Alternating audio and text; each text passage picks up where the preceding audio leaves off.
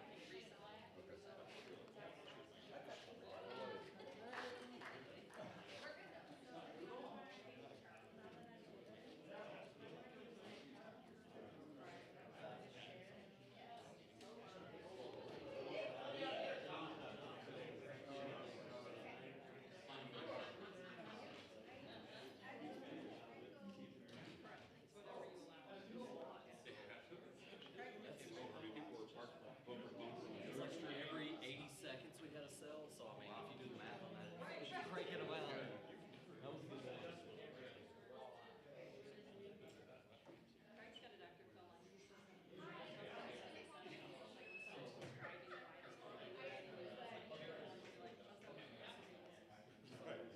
I mean, not good.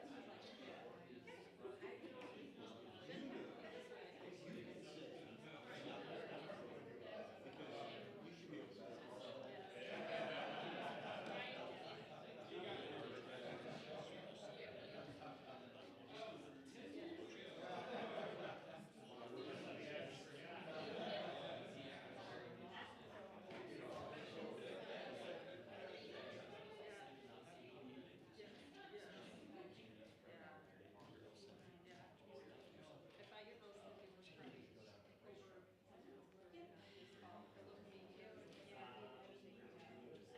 And then that gives me pause. I'm like, just that moment of pause. Really helps. Squeeze it. Yeah. I'm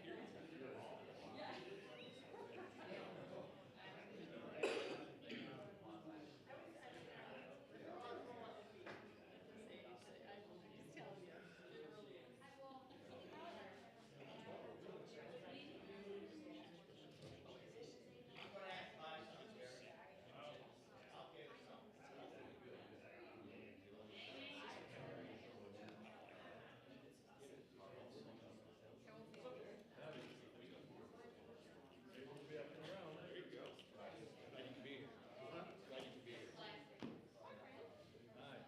Better than Harlan. Had a little bad bike accident on Friday. 7 broken ribs and a collarbone. He must have, Harlan, he must have really been going. Always goes fast. He hit the bollard on the trail. Oh my God. Did a complete flip. 7 and a collarbone. So he's going to meet us for pizza. He's still getting out? Oh yeah. Wow. They kept him Friday night. Allie, can you unmute us for a second? Hey, Curtis, we're just going to do a sound check. Can you hear me? Yeah, I can hear you. Can you talk a little bit louder? Hello? Can you hear me? Test, can you hear me? Yep, sounds good. Thank you.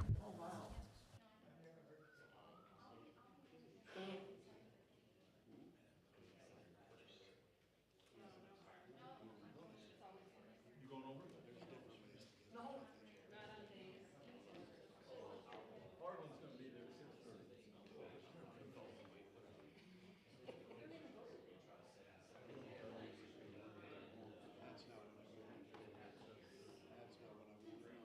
He did it.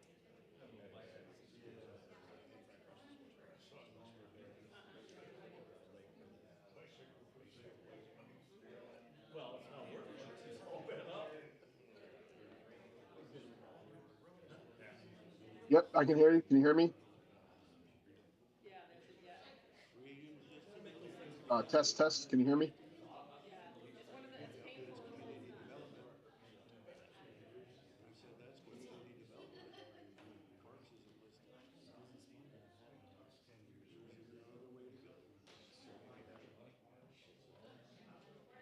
I don't like Dillon. I like Warren.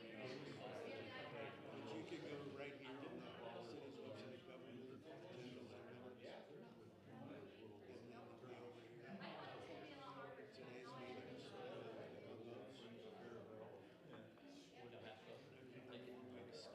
be over here.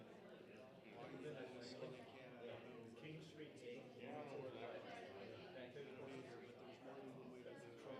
There one night. And hit the guard shack.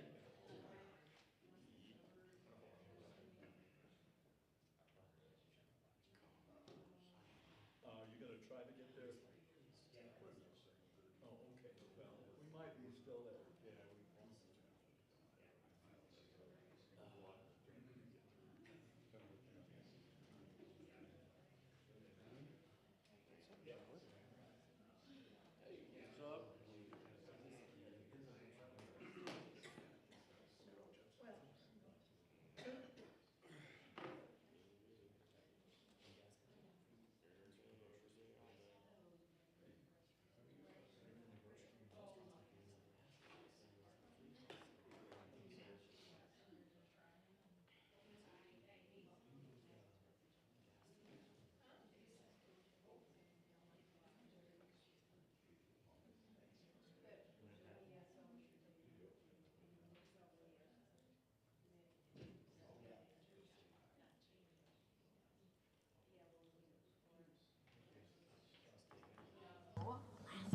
All right, it is 5:30. Let's call the Parks and Environment meeting to order.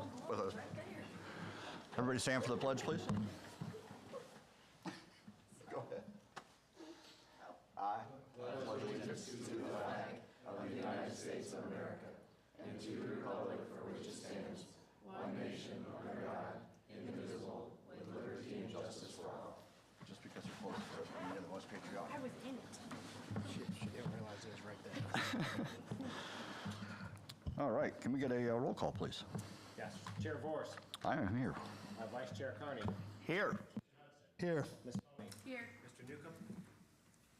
Here. And Ms. Stokes. Here. All right.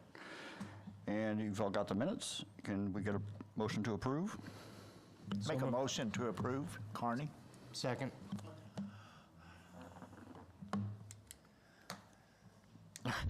Okay, no, I was waiting for his last name. That's okay. Can you hear me? Yes, yeah, there we go. Any opposed? Okay, minutes are approved. Okay, we don't have any actions for city council, so we have other business. One is the feasibility study for the field house. Yeah. Thank you, Mr. Chairman. So about 8 months ago, last August, we approved the hiring of the consultant to do a feasibility study on can the community support a field house? How big could that field house be? What would we do in the field house? And so we undertook this study. We consulted and hired Ballard King and Associates and Darren Barr to do the study. The study included everything from surveying the community. We had almost 1,000 people who took the survey, to focus groups. The council was a focus group, the local volleyball and basketball groups were focus groups, schools are focus groups. And so we had a whole gambit of people who we engaged to work through this study. And the findings are here tonight. So what I've done is, it's a very lengthy report. So I threw it into ChatGPT and did some quick analysis of it and tried to narrow it down to just a one-page finding. The report is much more detailed than the one page I'm going to give you. This is a high level, but tonight we just kind of want to go over the high level stuff, and then we can ask some questions and go from there. So key findings, obviously the demand is strong. You know, residents are already leaving O'Fallon to go to different places. And so there's definitely the need for the community center. There's the participants are asking for it. Strong youth contingent of those residents who would be partaking in or utilizing the facility. Population is slightly below the ideal market range, but the regional draw is strong. Higher than average household income and higher percentage of families with children all support the demographic range for what would support a facility. The stakeholder meetings, strong, overwhelming support for indoor turf. During the study, during the 900 participants who participated in the study, the three biggest takeaways were the indoor turf, the walking trail, and the functional training space, which makes sense when you consider like the community as a whole took this. So even though there's a strong youth contingent who would be the primary users, overall the community is asking us not only for people with kids who would be utilizing this place, but walkers, those types of things, they all are supporting this facility. Facility recommendations, there are four main options that we studied and looked at in the feasibility study. One was just a 6 basketball courts, 12 volleyball. Then we looked at 8 basketball, 16 volleyball, and then we added a little bit more. We added a fitness center to it, and we added a couple other components. And so the translation, as he says right here, is go bigger and multi-use, or you'll be under-delivering to what the residents are asking for. So if you can afford it, you want to go with that 97 to 115,000 square foot facility, include the spaces like the walking track, the courts, some functional training spaces, and those types of things to give the community what they're asking for. Location matters.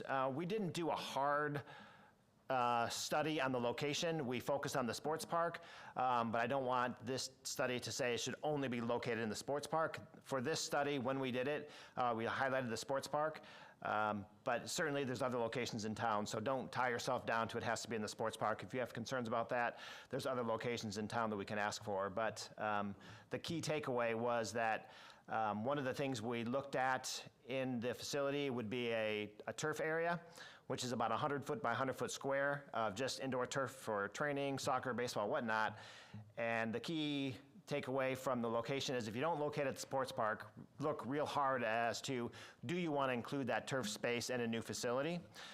Because there's going to be a lot of synergy between the outdoor turf and the indoor turf and the baseball tournaments, and having an indoor warm-up area for a baseball tournament. So if you don't locate the facility at the sports park, you would probably lose some of that cross-rental opportunities there. It doesn't mean don't do it. It's just saying just make sure that you take a hard look at it, because there'd be a good marriage between those two turf sections if you locate at the sports park. Financial outlook, all options are projected to be cost recovery, so we could recover the costs, operational costs with the facility. If we're going to include the debt service and including in this, it would be hard to cover the debt service and all of the operations with what we charge to use the facility. So it means we should probably find some kind of funding source for the facility. Economic impact, you're looking at total estimated annual impact somewhere between $3.7 and $5 million, driven largely by tournaments and hotel stays. And again, when you're having basketball tournaments, volleyball tournaments, indoor soccer tournaments every weekend, you're just driving people to the community in droves. So those would boost what the sports park already does, and it would supplement the summer months and the spring months now with the winter months as well. So you'd have a full year of activity and sports tourism, which would be great. Competition timing, we looked at several different, all of the facilities in the local St. Louis area, from St. Charles, which is the Beal Center, to what they're going to do in Edwardsville, to a bunch of other locations. So when we studied all of them, we realized that the bulk of our competition is probably on the St. Louis side. So local weekday rentals, tournaments, you would be the market leader in the Metro East for what we're looking to do versus an hour away in Chesterfield. So we would recoup the geographic region of participants if we located it here. Key takeaways or strategic takeaways, build it now or lose the opportunity, prioritize courts as the anchor, use multiple spaces to maximize value, and then put it at the sports park if you want the full return on investment, and think like a business, don't just do it as a service. So we would want to make sure that we price this appropriately, so you know, we do recoup and charge market rates to recoup the cost for operating the facility. Big risk factors, obviously, at the sports park is infrastructure, construction, traffic. We've talked about that over and over again. So if we are going to locate it at the sports park, just make sure that the traffic plan is in place and that can handle the volume that are going to go to the sports park to utilize the facility. Specific locations in the sports park, we didn't really study too hard. We have other consultants who would do that. But certainly it's something we'll want to look at and study hard. Overbuilding turf if not located at the sports park, that's basically what I already talked about. And we want to balance community access versus tournaments. So same thing we do the sports park now. During the weekday, we make sure that local residents, Patrick's Rec Leagues, those types of things get in and utilize the facility during the week. But then on the weekends is where you're going to get the tournaments and the out-of-town teams coming in. So it's a great balance. Simple recommendation, if the city moves forward, the smartest path is 8-court multi-use facility at the sports park. Demand, revenue, economic, and long-term flexibility. Again, I tried to take a 65-page report and do that in 5 minutes, so I probably left a lot out, so now's a great opportunity for those of you who had an opportunity to read the report, to ask questions, and certainly we can do follow-up meetings for this. There's, like I said, a lot of information. So. Yep, and so as Andrew mentioned, the funding scenarios included just operations. What can we do so that it breaks even? We're not subsidizing it. Does not include debt service, so the city would have to bond to do construction. Similar to the sports park. So when you talk about just rentals and operations, the sports park really doesn't make money. It's the ancillary functions, so your sales tax, your hotel motel tax, food and beverage. And so that's what stimulates the economy and drives what kind of we've built over the last 20 years. This would essentially be another leg on that that help us have it 12 months around. What the sports park has with softball, baseball, soccer, lacrosse, this would be basketball, volleyball, and then also have those services. You know, some other amenities in town, we've spoken to focus groups like Blue Steel and some users of the Recplex, and this would only help grow their ability to host tournaments and those large drivers that bring people into town. All right, there's no council action, so there's no vote, but we just open it up for questions. Committee and council? Let's go to funding. Let's start where it's at. You know, what are we talking about? You're talking about bonds. We have other things in the community that are also looking at bonds to support them. What are we talking about price-wise? Or what are we, you know, let's talk. Yeah, I mean, I think we can probably send that to the finance team and have them start maybe putting some stuff together. You know, we have just some preliminary ideas on what it would cost, but, you know, you're looking at over $20 million or at $20 million. Again, we didn't do a full-scale price analysis of what it would cost. That's probably the next step.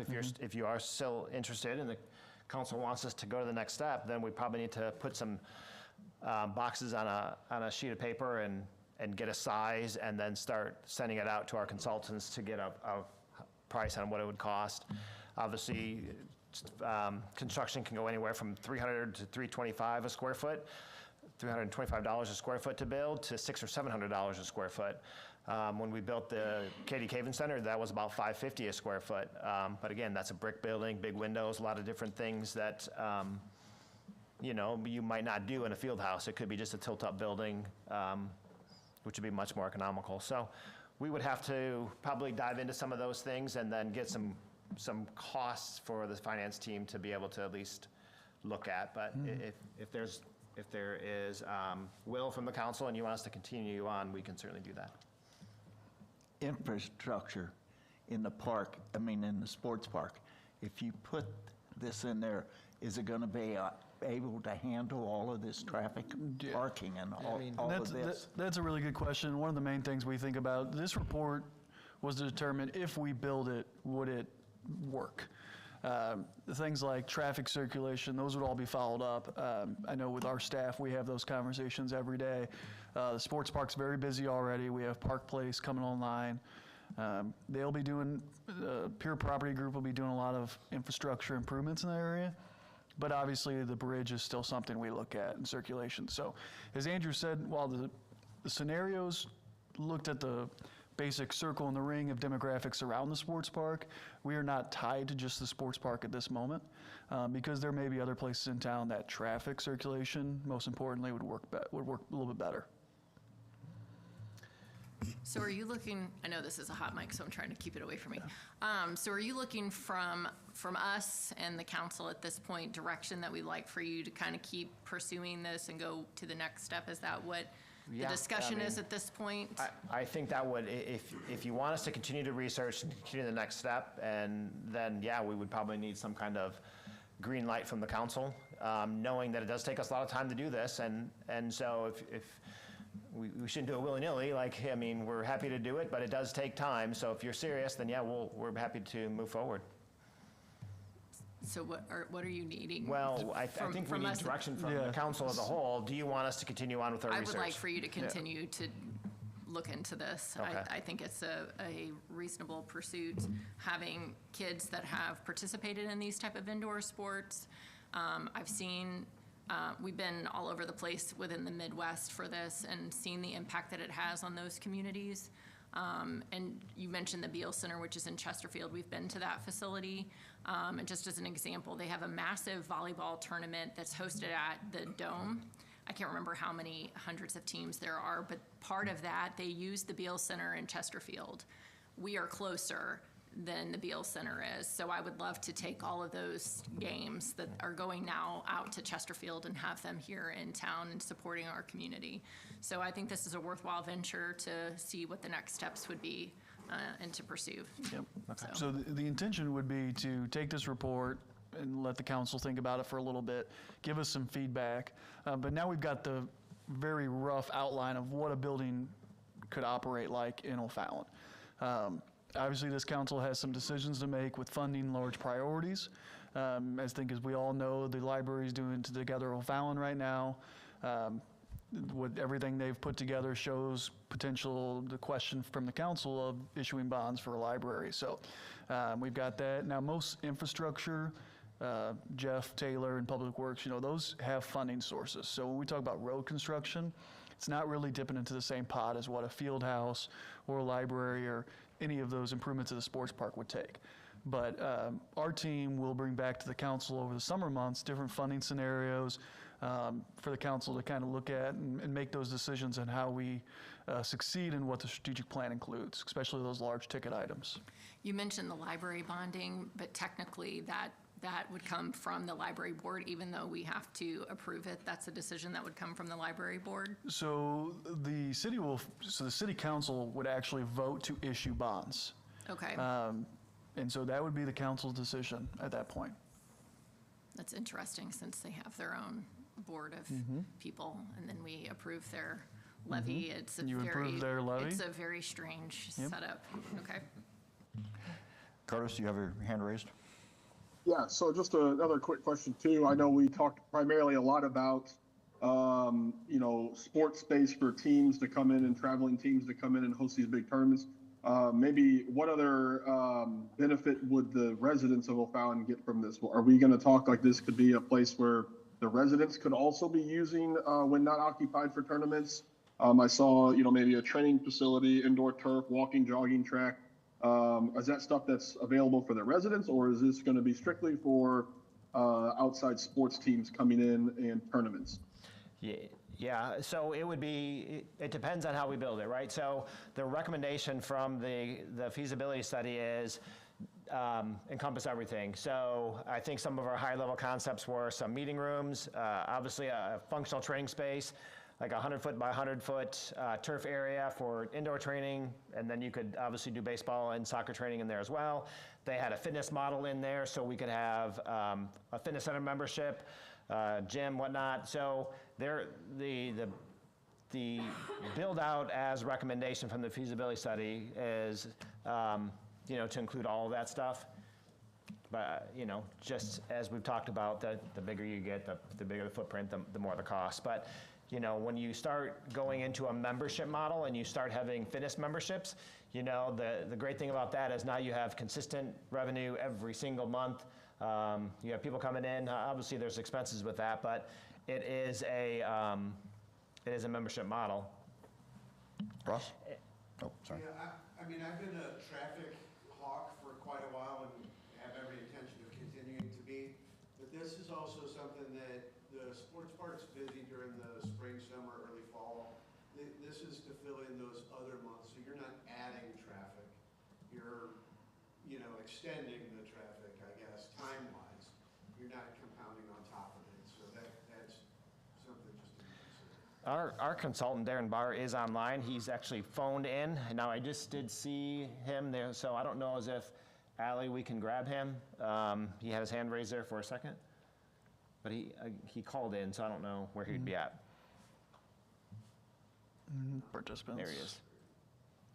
Darren, you're on.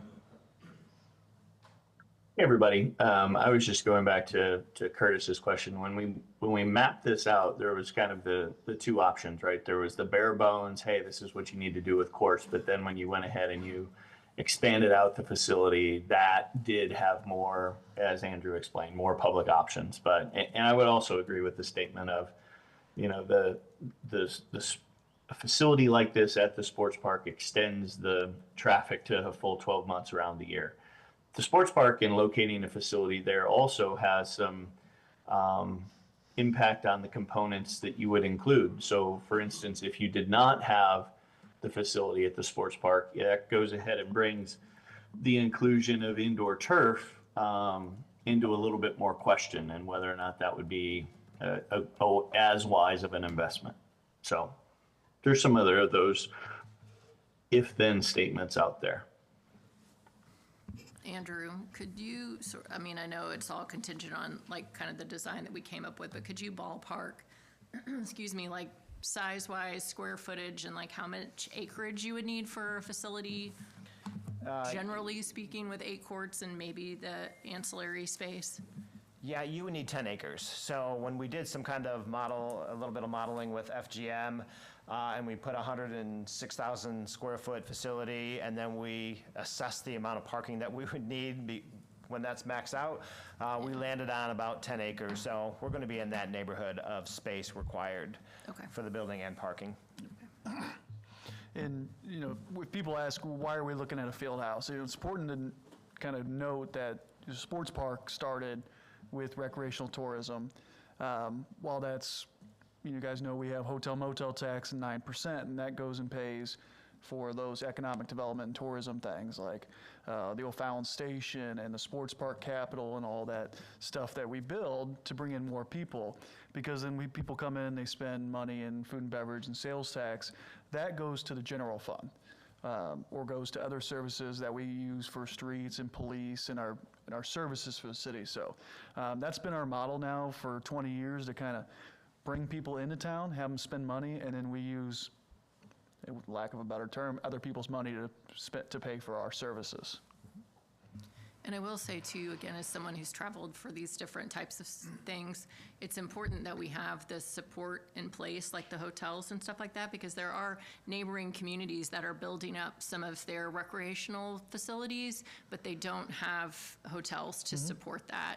And so the fact that, what are we up to in 15 or something like that? We have 15, yeah, 2 under hotels. construction. I mean, that's something that our teams would consider somewhat the convenience factor of things when we would look at different facilities for tournaments to attend. And we've got the places to eat that people like, and it's important to be welcoming. And in fact, this week, we're hosting a hotel roundtable with all of our tourism partners and Discover Downstate and the hotels to talk about how do we make the experience in town better.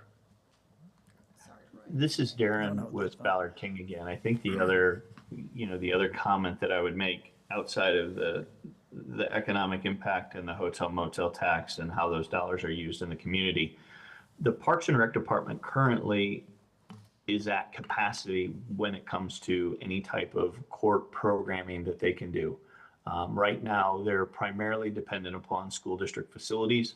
The school district will tell you that they're getting more and more requests and continue to be extremely busy outside of their normal operating hours and addressing their programmatic needs. So that's a trend nationally. That's not a criticism of the O'Fallon School District. Far from it. They've been very good for the Parks Department to work with. But for the Parks and Rec Department to continue to respond to program requests of the community, a facility like this will allow them to do that. So it truly is proposed to be an economic engine, a programmatic engine, but also a community asset for multi-generational use.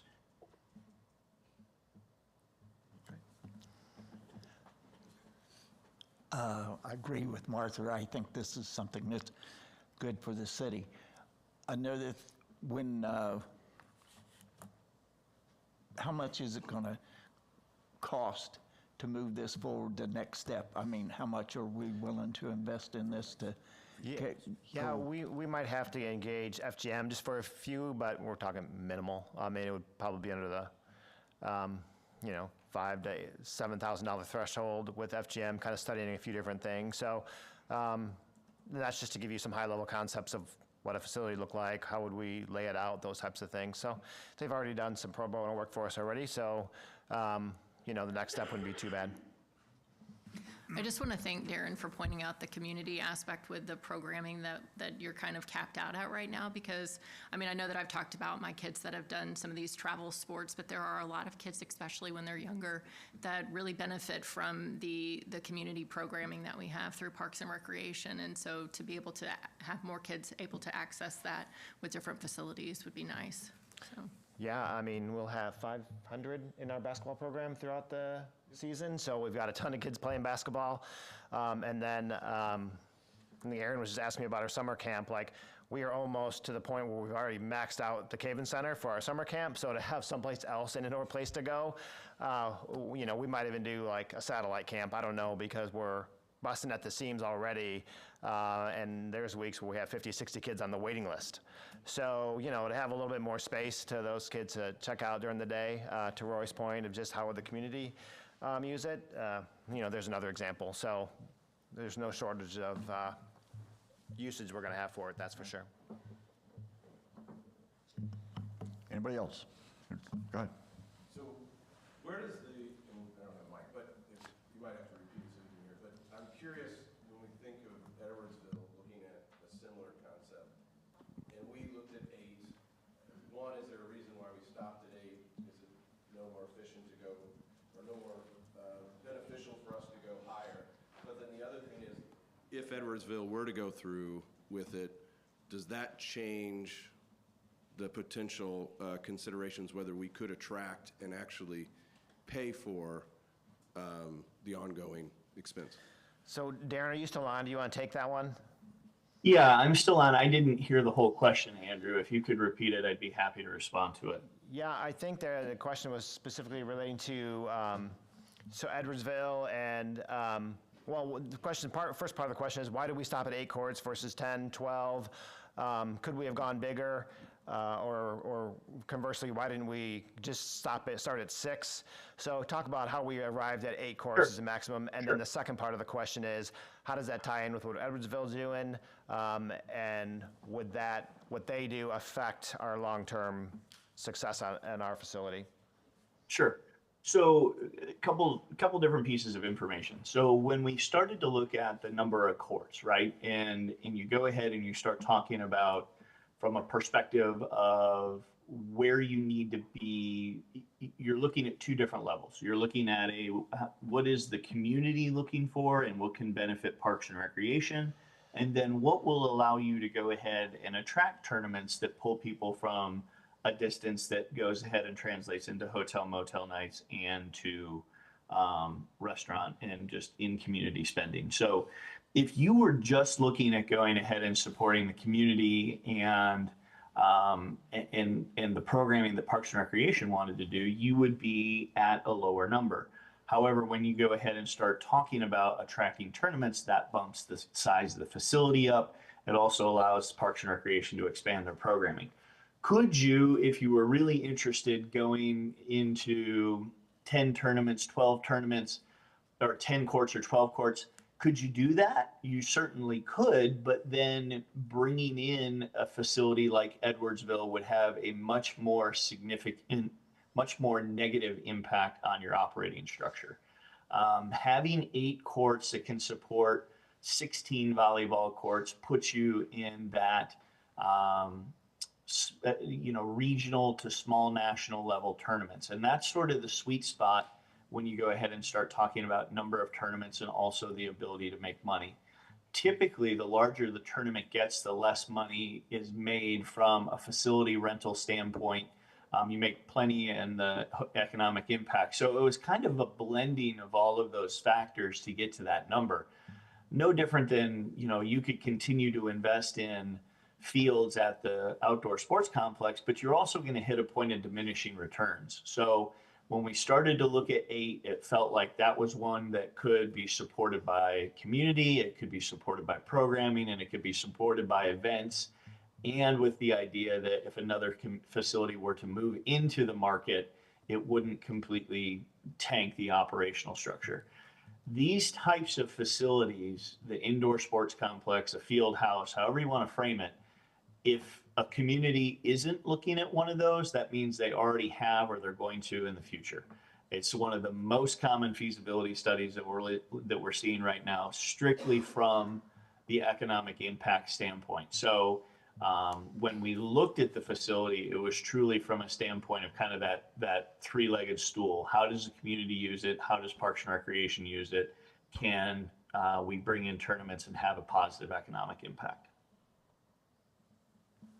Thank you, Darren. I would say too, in the packet on page 44, it outlines like what Edwardsville is bringing in, and theirs has 5 courts. If I remember correctly, when you were looking at Edwardsville, there was the way that facility was set up, it could accommodate basketball, it could accommodate volleyball, but it just by design and how it was laid out, if my memory serves correctly, it was much more kind of an academy set up for basketball with shooting stations and those types of things. So probably function much more as an in-house focus as opposed to an external bring tournament in capability. All right. Anybody else? Yes, Jim. One of the things I haven't heard is pickleball courts. Been there for a while, but that's all we heard. Pickleball court. How many pickleball courts with this? Well, plenty. We'll have, obviously 16 volleyball courts, and they're roughly the same size. So at a minimum, you could probably have 16 pickleball courts, in there at one time. So there'll be plenty of room for pickleball. The other part about pickleball, just from an anecdotal perspective, good use of the building at low use times. You're also in a fairly similar geographic area to what I'm in. The minute pickleball players can go outside, they go outside. Yeah, that's true. Okay. Anybody else? Public? Anybody? All right. Thank you, Andrew. Thank you, Darren, for popping in and answering those questions. Not a problem. Happy to do this. This was a fun study, guys. Look forward to visiting with you in the future. Okay. All right. The only other thing on the agenda was something I just wanted to bring up that I ran across. Illinois has a paint recycling program. It went into effect December 1st, 2025. So let's see. So far, they have managed almost 1 million gallons in the first year, and in the first 4 months, I guess, 5 months. Illinois, in O'Fallon, they have collected about 1,000 gallons so far. Anyway, so what it is, there's 345 sites in the state that collect used paint. And in O'Fallon, we have Ace Hardware, PPG, Sherwin-Williams, RP Lumber is nearby. So those are the collection sites. Let's see, you can go on Paint Care Illinois website, and they will, you can find other drop-off locations there. It's free to turn your used paint in, and you're paying for it when you buy the paint. So you pay 45 cents for a half pint, and smaller sizes up to a gallon is 95 cents a gallon that you're paying. 2 gallons, almost $1.95, and then it's $1 a gallon, basically. So anyway, anybody who buys paint is paying for this. So items that they accept are latex and oil-based paints, sealers, varnishes, all in their original labeled containers, up to 5 gallons per visit. You can drop them off. Things that they don't expect are like aerosol or spray paints, thinners and solvents, and deck cleaners. They don't accept that either. But anyway, this is a program that takes care of a hard to get rid of item when you're moving or anything like that. Everybody has leftover paint, so it's better than the alternative to, it's a lot of work to throw it away. So anyway, this is a good program. Just want to make everybody aware of it. Most of it just sits in our basement. That's right. Yeah, you can turn it on or pass it on to the buyer. Yeah, if you're lucky. Anyway. Anything else? Any public comments? Parks and Rec report. Oh, yeah, the Parks and Rec report. Patrick, I'm not going to call on you today. We're over time, so. Unless you have something. Just, you really, okay. One big thing we've got going on is Aquatic Center is going to be opening May 23rd before our next meeting, so we're looking forward for a full year of that, and we have pool pass. The Aquatic Center passes are back this year, so make sure you come before the first day to get those, because we're anticipating a pretty big line as long as the weather's nice, so get your pool passes at the Park and Rec office. All right. Oh, and we have the Ninja Course installed on the pool this year, so that'll be a new feature for everybody to check out. It's pretty cool. Good deal. All right, public comments? Jerry?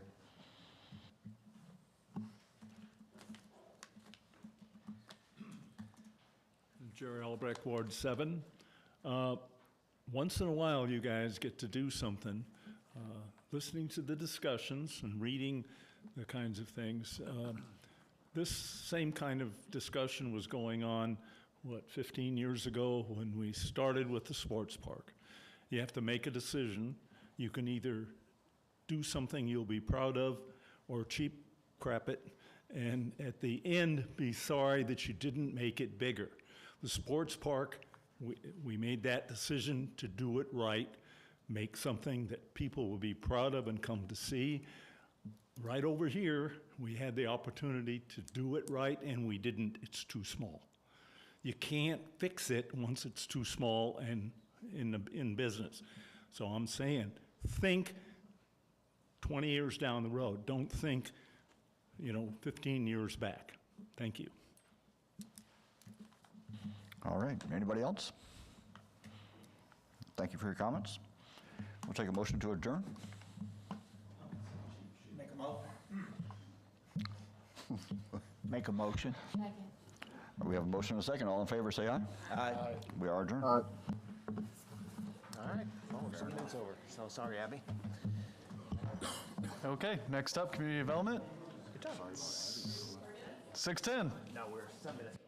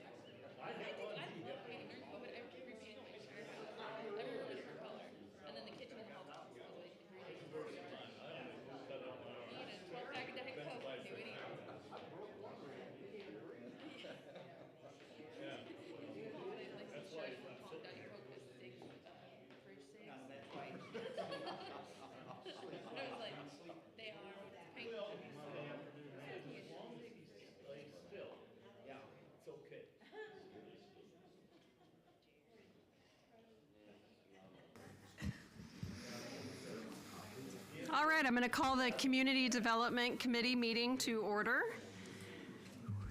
Welcome to the Community Development Committee meeting. We generally meet the second and fourth Mondays of each month. My name is Jessica Latz, and I represent Ward 2.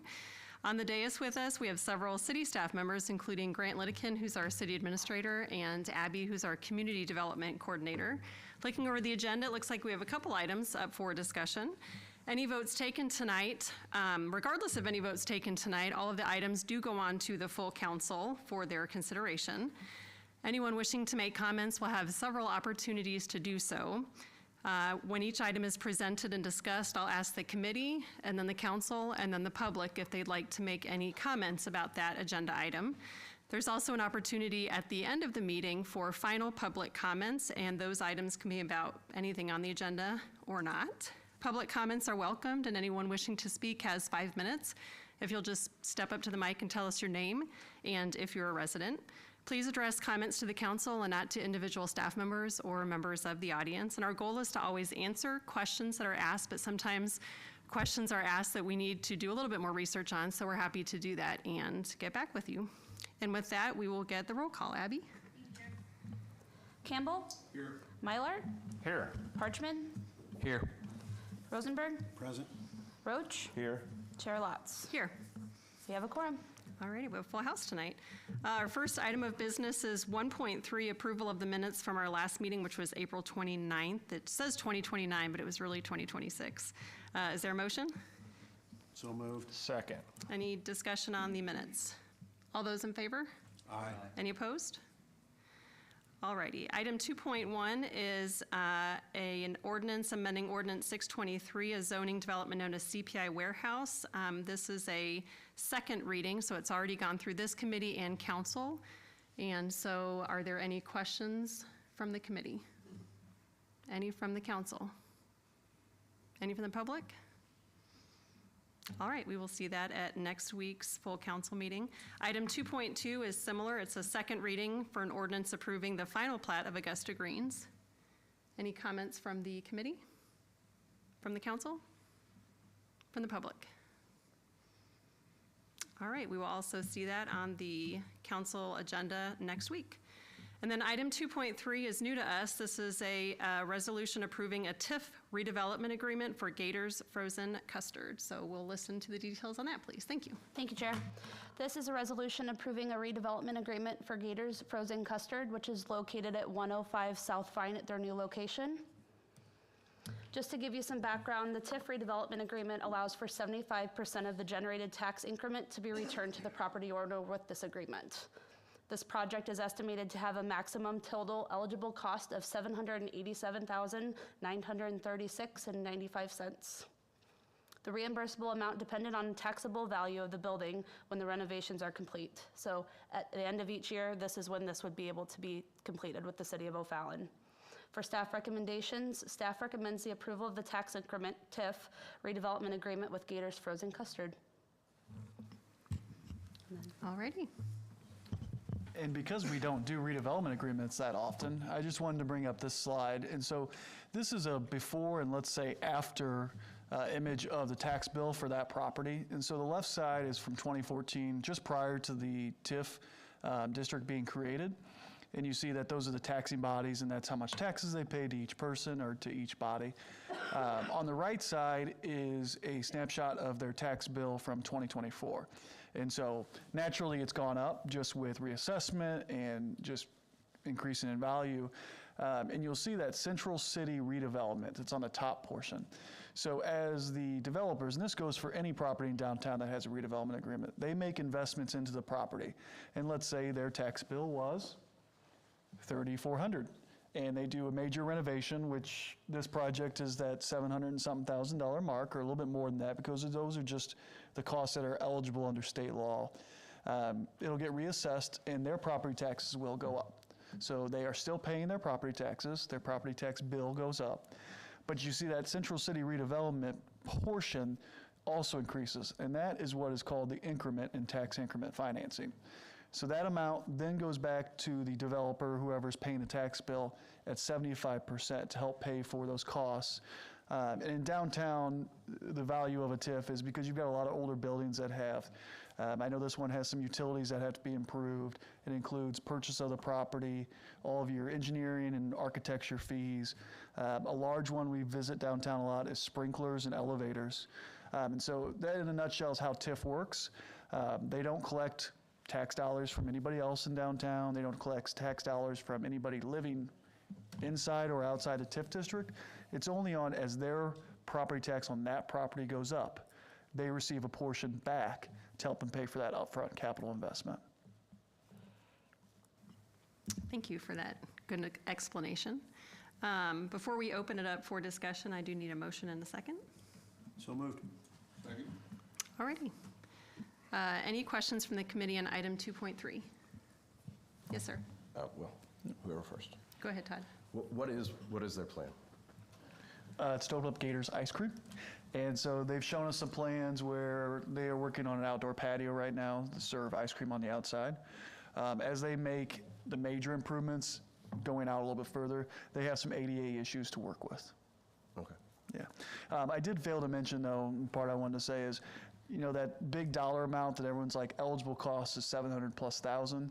If you look at this tax bill, that increment is not as large as what would take to pay all that back. So this is very common in these downtown TIFs that already have an assessment.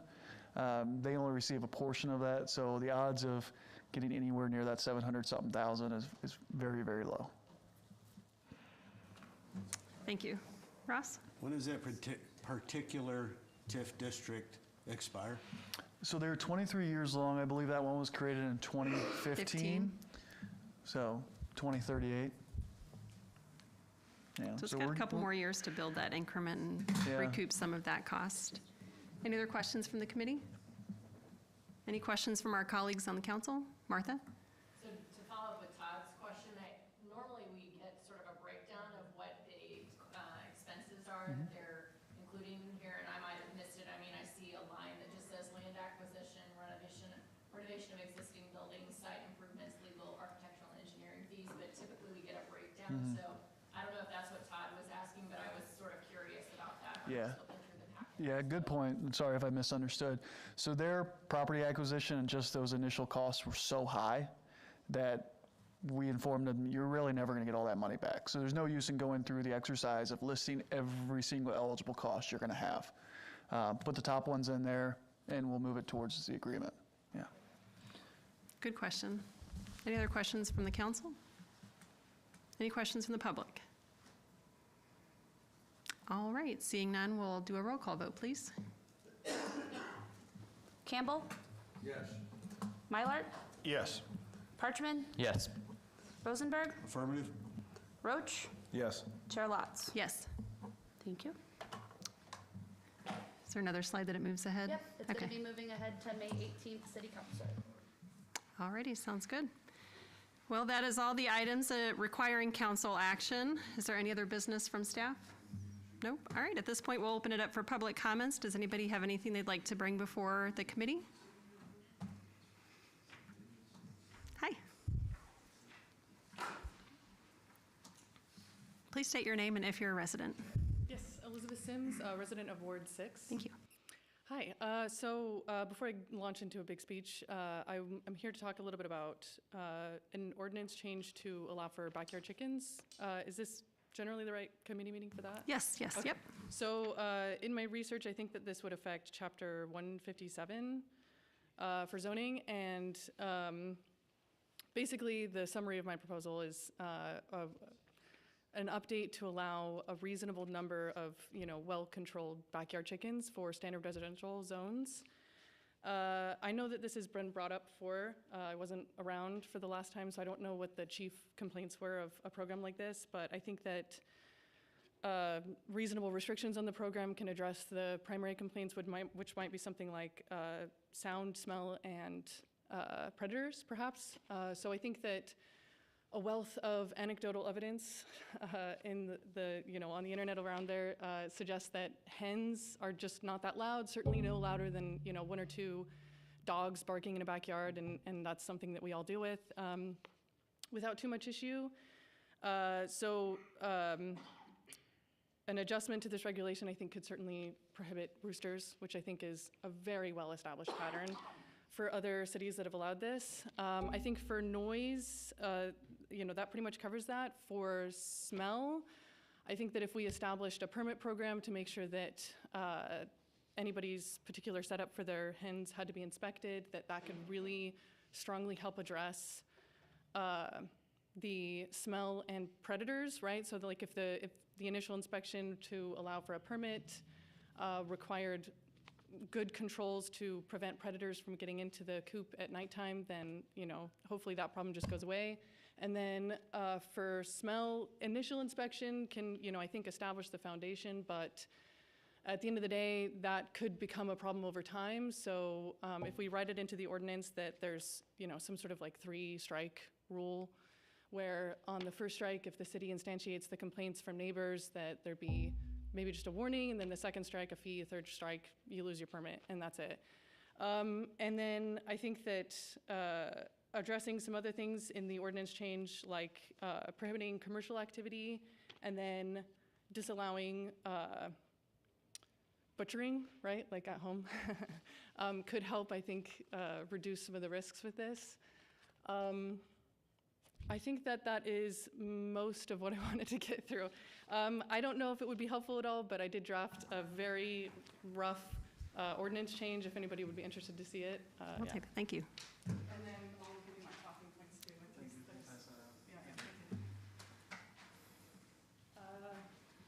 That's all I have. Okay.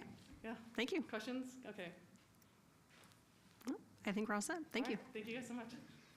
Any other questions from the public?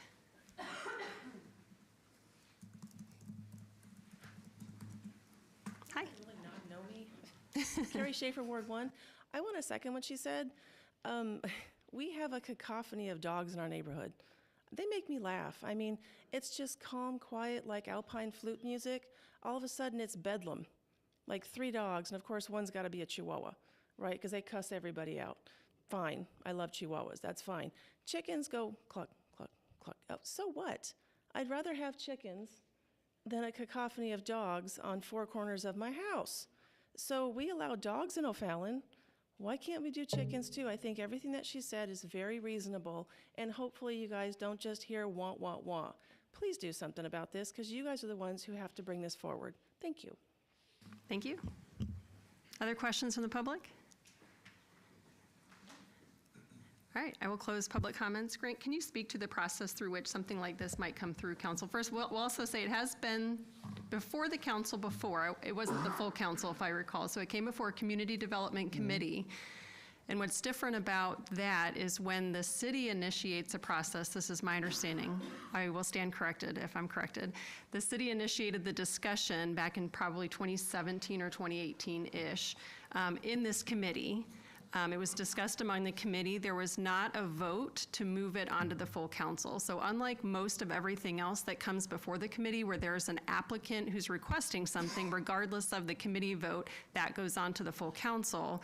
That was a city-initiated discussion that did not have the support to get through the council, so it didn't make it to the full council, is my recollection. But I'm going to ask City Administrator Grant to walk us through how something comes before into the committees. Yes, thank you, Jessica. So first of all, the last time this came up, and you were right about that time frame, we had 2 or 3 council members that really wanted to have that discussion. And so we initiated that, and we had a lengthy report, and I will do my best to find it and send it out to everyone again. And at that time, the committee, and I believe they actually took input from most of the council members that were present, and it was decided that they really didn't want to push this any further. The main concerns, if I can log my memory, was not that, much like dogs, it's not the good chickens and the good chicken owners that are the concern. It's always the ones that don't maintain their property. And they found that, it's difficult when you have a dirty coop or, potentially roosters. I've never been a chicken farmer, but that it would cause more of an issue. We did talk about, inspections of the houses, the hen houses, or the coops. That would be just another inspection process from the city. And as we inspect hundreds, if not thousands of properties every year, that we talk about a personnel count. Does the city have the capacity to add chickens? Now, bringing something forward to a majority of the committee, if they want something on the agenda or the chair, they are more than welcome to place something on the agenda. Now, state law states that you cannot have a voting item on an agenda if it's not already listed and published 48 hours prior. So really, it's at the will of the council, the chair, and a majority of the committee if they'd like to revisit this item. Sounds good. As Community Development Chair, I will poll the council and ask if there's an interest in bringing it forward into the Community Development Committee. Can we get the, whoever you might be able to find Yeah. in order to use that to make I will search the archives. Yes, thank you. I believe Justin Randall, maybe I'll call him up and, He would absolutely love that. I want to try to find Ted Sheppel too. yeah. No, I will think say- Ted was on his way out, but Yeah. 2 points of interest, we were not live streaming at that point, or else we would direct you to the live stream of it. And also, I'm quite certain at the time that that first was discussed among the committee, there are 0 people currently on the council that sat on the council back then. That's We've great. had a full turnover of all Mr. 14. Rosenberg was there. And You were? And we did have a I few, stand corrected. We did have a few members of the public that came to the meetings and spoke against them. And so it was an item that people spoke for and against. But I'm happy to look through that, and if I have to, call Justin and tell him to make a guest appearance and talk about residential chickens again. Sure. All right, so to recap, moving forward, I will ask the council members if they would like to bring this forward to the committee, and then we will report on the results of that at a future meeting. It might not be the next one, but a future meeting. All right, all business having been handled, I will entertain a motion for adjournment. So moved. All those in favor? Aye. Any opposed? Thank you.